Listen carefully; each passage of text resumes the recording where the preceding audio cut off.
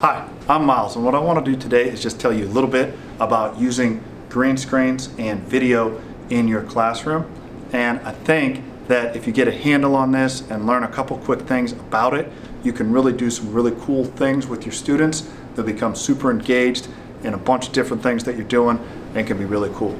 Hey, Miles, are you going to tell them about the clone thing? Okay, we're going to get to that, all right? The first thing I want to tell you is that all you need is some type of consistent green or blue background, and then you just use your editing software, probably iMovie, to replace that green background with a picture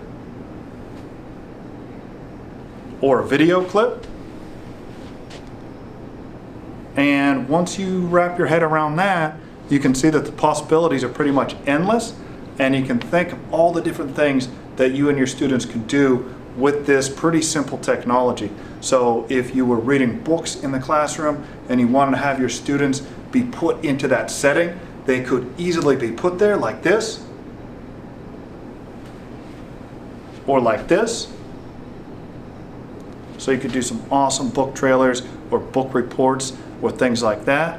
And then in social studies, you could do some great things where your students are transported to the areas that they're studying. You gonna tell them about it now? Okay, I'm ready, all right?